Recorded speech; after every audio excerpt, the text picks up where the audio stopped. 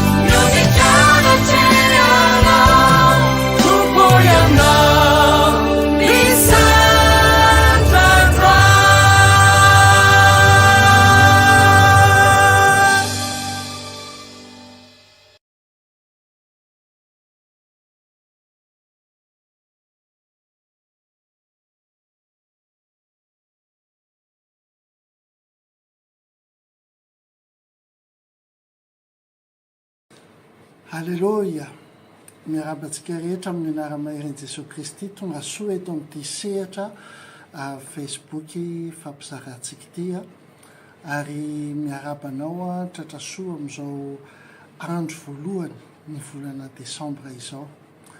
Miarabantsika rehetra eto Maorisy, any a Madagasikara, any a Kanada sy ny amin'ny an-tany rehetra izay mihaino antsika. Tahin'Andriamanitra indrindra ianao.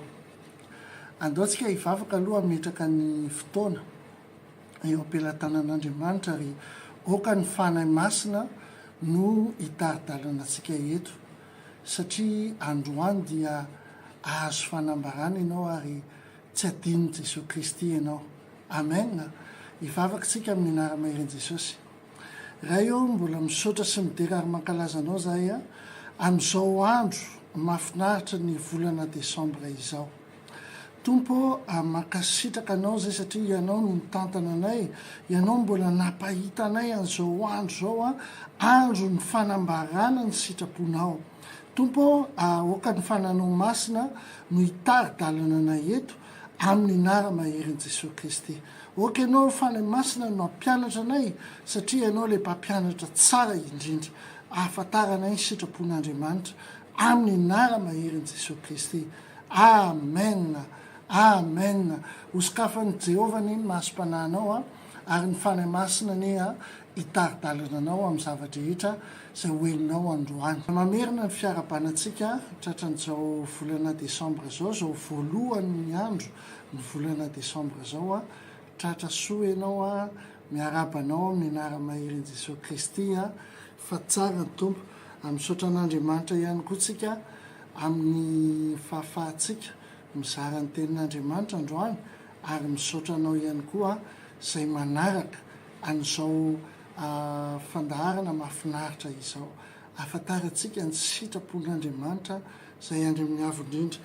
Ny volana Novambra lasa teo moa dia volana anankiray nahafahantsika namakafaka ny atao hoe fahefana izay hita tao amin'ny tenin'Andriamanitra ao amin'ny Lioka 10:7-20 izay miteny toy izao hoe indro efa nomeko fahefana nitsaka ny menarana sy ny maingoka sy andresy ny hery rehetra nanany fahavalo ianareo ka tsy hisy ampaninina anareo akory zany.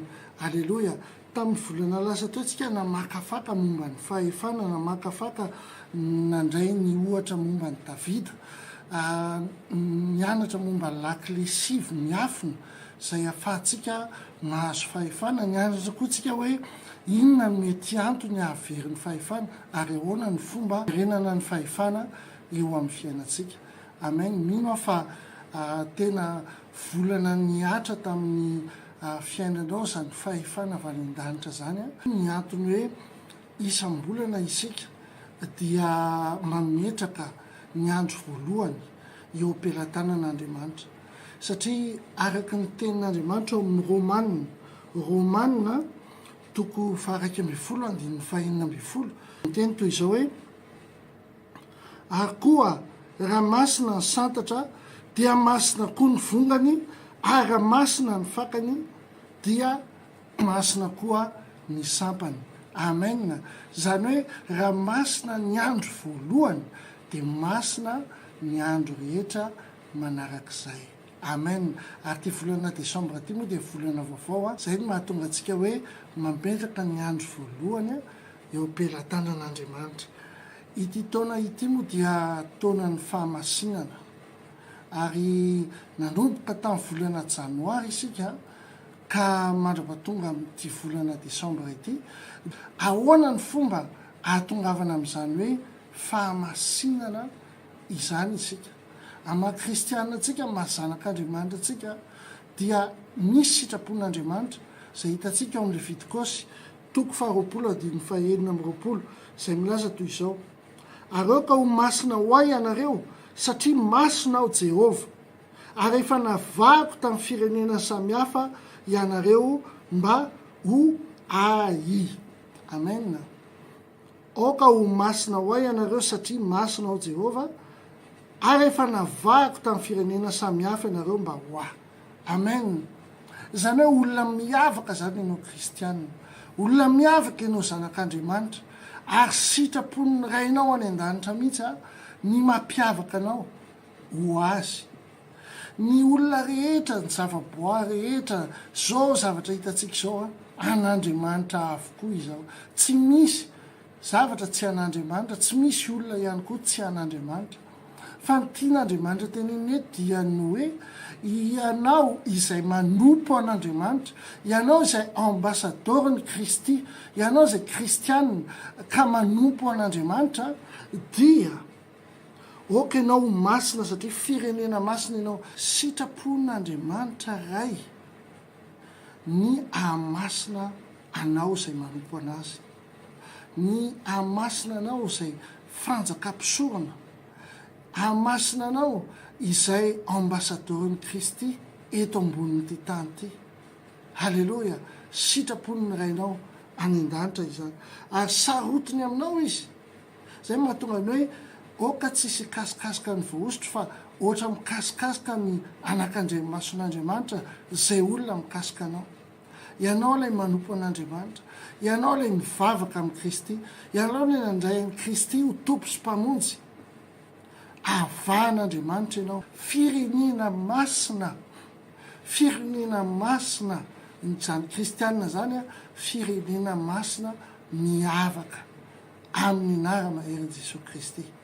Luka 12:17 milaza toy izao hoe: fa ilay mpanompo izay mahalala ny sitrapon'ny tompony ihany, ka tsy miomana na manao izay sitraky ny fony, dia hokapohana be. Mila fiomanana, ary ihany koa mila manao ny sitrapony ny tompo izay mampiasa anao, sitrapony ny tompo izay rainao, sitrapony ny tompo izay mpanjakanao. Halleloja!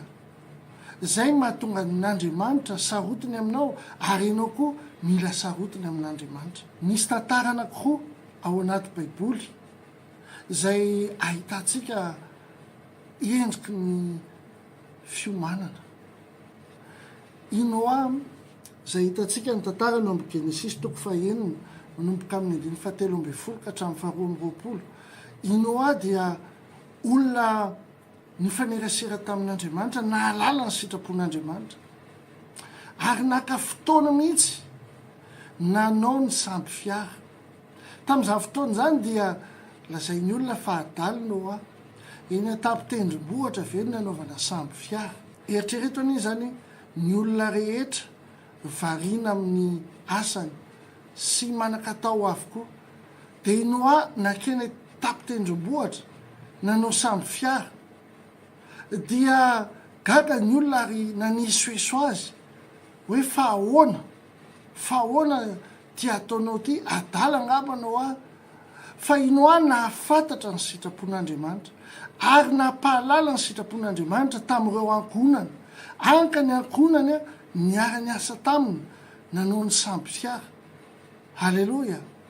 Naharitra ela ny fanamboarana zany samby fiara zany a, fa tena ny sasatra i Noa sy ny ankohonany nanao ny samby fiara, satria izay ny sitrapon'Andriamanitra.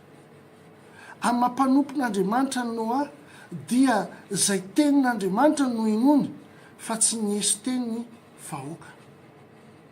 Misy tantara anankiray ihany koa ao amin'ny Matthieu 5:20 ka hatramin'ny 13, dia tantaran'ireo vehivavy 10, ireo virginy 10 zay niandry ny mpampakatra. Nisy 5 tamin'ireo adala ozy ny Baiboly, ary nisy 5 tamin'ireo endry. Inona moa le famaritana an'le endry adala? Le endry a dia niomana, nanana solika, niandry, nanana patience, niandry. Ireo vehivavy adala kosa dia tsy nanana solika, tsy niomana hoe mety ho tara le mpampakatra, ka rehefa tonga ny mpampakatra dia tsy nisy jiro eo vehivavy adala, ary andeha ka any amin'ny reo vehivavy endry. De zay vehivavy endry mandehana dana any amin'ny fivarotana ianareo a, satria nareo tsy niomana ary tsy tafiditra tao amin'ny lapa reo vehivavy adala. Inona ny tiany Baiboly tenenina amin'izany hoe araky ny tenin'Andriamanitra, fa ilay mpanompo izay mahalala ny sitrapon'ny tompony ihany ka tsy miomana na manao izay sitraky ny fony, dia hokapohana be. Misy valiny zany, misy conséquence zany ny fahafantarana ny sitrapon'Andriamanitra ary ny fiomanana.